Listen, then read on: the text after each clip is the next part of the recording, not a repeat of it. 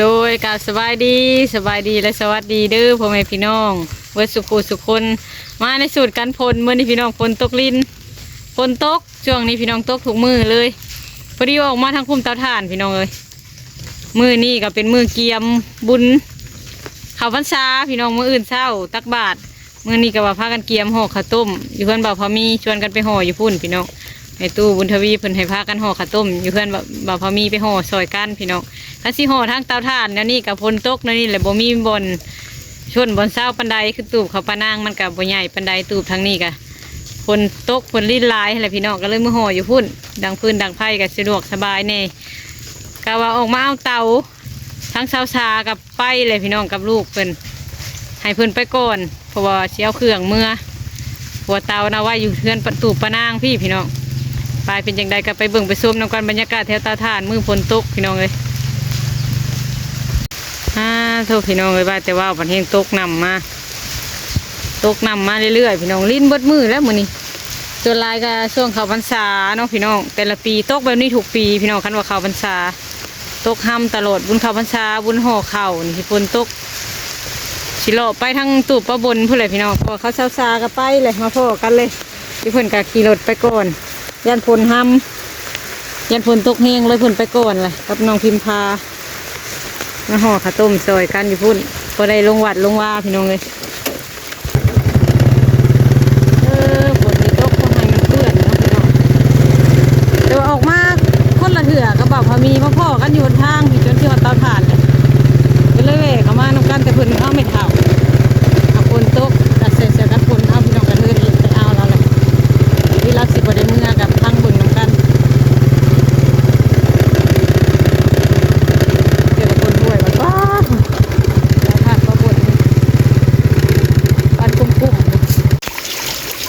ตกฝนตกในมือนี่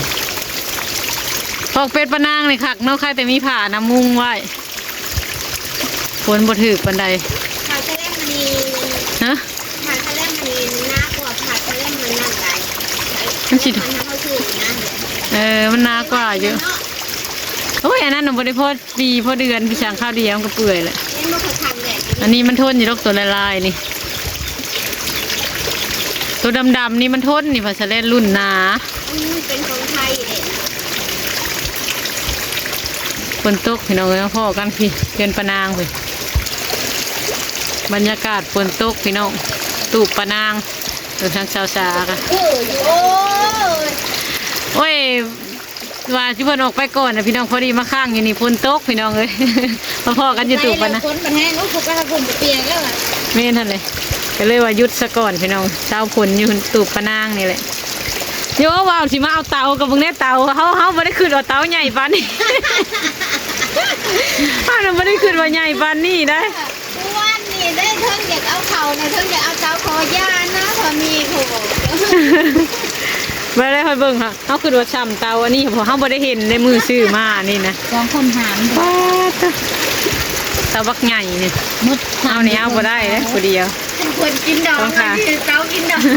ท่านเตาเสียนเหตุงานนั่นกินดองวะฝนตกไปซื้อแล้วคอยหัวฝนตัวฝนพี่น้องเองนี่ตัวเช้าฝนบางตัวบางแห้งเหมือนมันตกลงเงียบนี่คือแข็งไปแล้วก็เปียกก็ตูบไว้หลดประบนคือเพื่อนลูกก็ได้ลายเติบเลยเนาะโอ้ยตากเลยหักน้ำเลิกคือไปชังก็นำลายบดมือเลยค่ะนี่เราเกี่ยวบะลกก็ได้แล้วมันแก่เนาะช่วงมันอ่อนผัดโบได้มีเวลาไปลกนะช่วงคอยไปเอาอันมะคือมะแกงนะมันกำลังเริ่มดอกขาวๆเดี๋ยวมันแดงเอ้าใครเนาะเสียสีดำนี่เนาะเราเก่งพี่น้องเลยเห็นยังกระตุกเอาเครื่องคุณได้อันเหลืองมันคุณไม่ถูกอันนั้นอันน้ำเพียงนะน้ำเพียงน้อยคอยเนี่ยเอามาแต่เฮือนนี่นุ่นมาบ่ได้บ่จักใช้ว่าสิห่อข้าวต้มขนมบ่ห่ออยู่พี่บ่อนนท์กะหรือห่ออยู่เฮือน จำได้มาในบนโต๊ะเลยนะ ไปใส่บ่ได้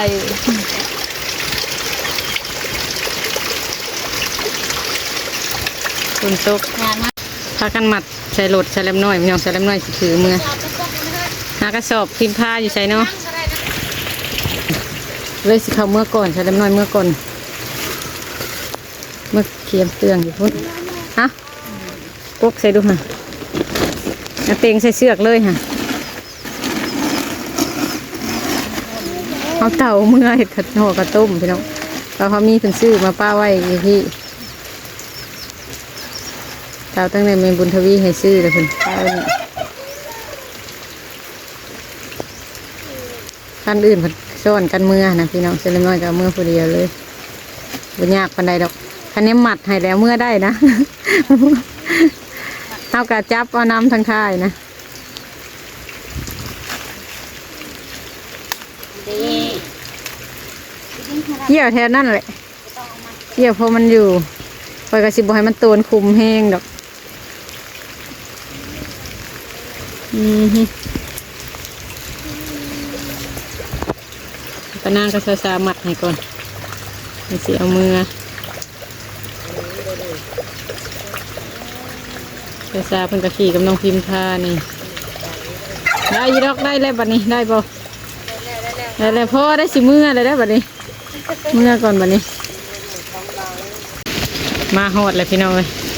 ทางกันยากยากปล่อยมาหลดงัวเที่ยวลายแห้งเต็กเอาลงก่อนบัดนี้พี่น้องเลยเต็งเอาเตาใหญ่พี่น้องโอ้ตัวสามผิดงานนั่นงานเดิม นี่มันแหวน ได้สิบได้เงาเอาบ่ เดี๋ยวนั่งหมัดเสือเลยดึง รถเราบ่เสือกตัวนี้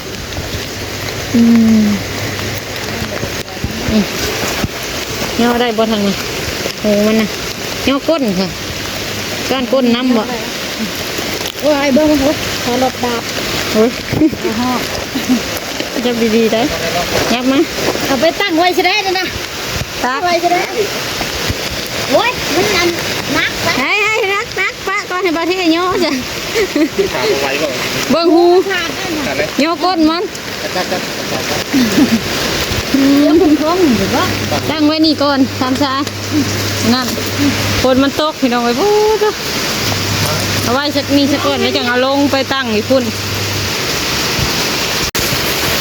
ฝนตกพี่น้องปลูกทางนั้นกระแข่งฝนเขาเห็นหัวทางนั้นบ่มีมันบ่อนเช้านะเขาจะกระหน่งตากฝนเลย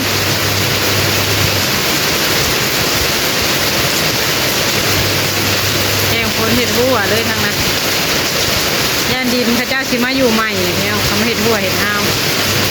ก็รถโต๊ะกะเรียร้องแม่นอยู่ทางลาวพี่น้องฝนตกแห้งนะคะซีรีส์พ้นนี่คุณซีรีส์พ้น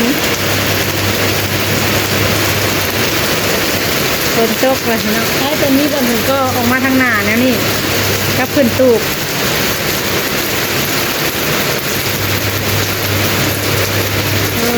ฝนนี่เนาะมาหอดแห้งๆขึ้นกว่าเก่าไปน้องตอนมาขี่นี้ช้าๆขี่รถตามหลังตัวย่านเตามันเหงี่ยงลง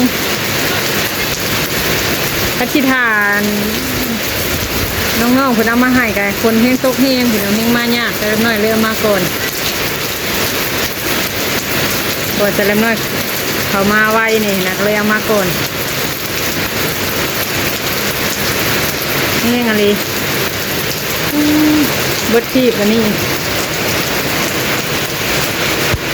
โคตรฝน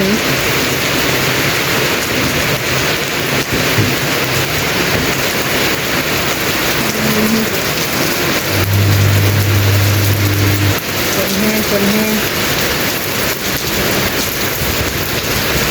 กำลังพากันห่อข้าวต้มพี่น้องเลย น้ำผักเพน ได้ลายเติบละ เอาอมก็ได้แล้วมาปลูก ยังไม่เท่าซาป้านางกำลังมาฝนเศร้าแล้วพอดีเพิ่นมาได้ คนเศร้าเลยได้แล้วก็ไปดึงรถผู้บ่าวขึ้นบนทาง ผู้ชายก็ลมหัน รถเขาล่มบ่ ร รถข้าวล่มน้ำทางเพิ่นว่า ต่อยกัน กินข้าวอิ่มแล้วก็ห่อข้าวต้มโตย่างอยู่ในหม้อแล้วก็ย่างพี่น้องแต่มะกล้วยเบิดมาพอมีเขาไปซื้อมะกล้วยมาเติมกำลังพากันห่อไม่เท่ากับมาห่อข้าวต้มมื้อนี้พี่น้องลงวัดมื้ออื่นพอได้ข้าวต้มลงวัด ไม่ต้องพอวะ พี่อยู่ทงยางพี่มันหักใบตองมันอยากอันนั้นในเลือกเอามันอยากน้อย แต่เดี๋ยวนี้พอได้ก็ กล้วยเบิดทามากล้วยก่อนเลย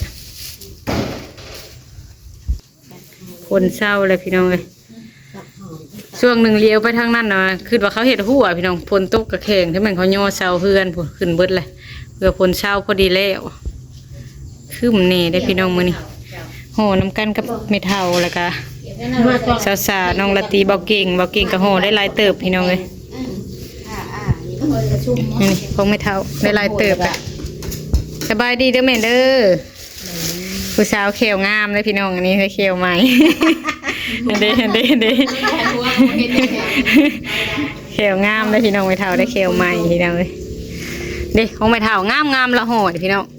นั่นเด้เพิ่นมัดคักใช้ได้นี่เด้ห่อข้าวต้มพี่น้องนี่ของสาแลมน้อยกับสาวๆทางนั้นของเบาเก่งกับน้องละตีทางนะเบาเก่งกับห่อคือกันให้เพิ่นไปซื้อมะกล้วยก็ว่ามันลายอยู่ได้หักเข่าเขาลายเนาะมันกับ กล้วยเพื่อนนะ กล้วยเป็นเครือ เอาว่าแบบนี้แหละสิแซ่บค่ะ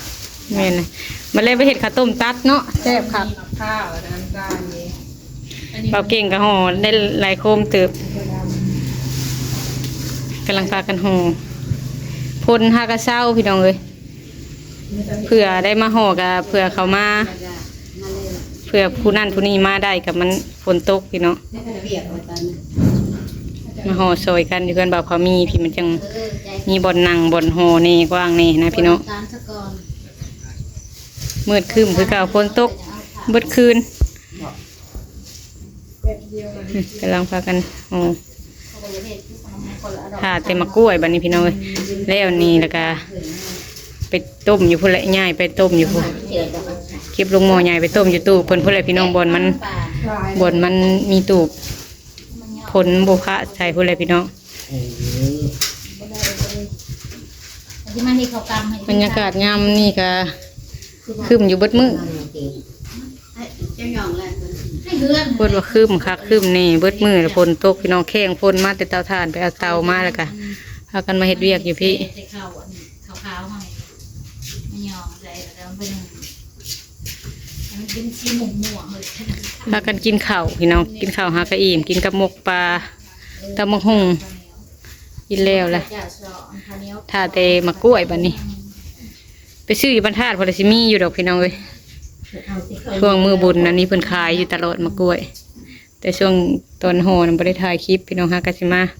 ถ่ายคลิปโตแต่มาแต่เตาถ่านแต่เช้านี้ชอยเลยพี่น้องจนฝนเช้าเลย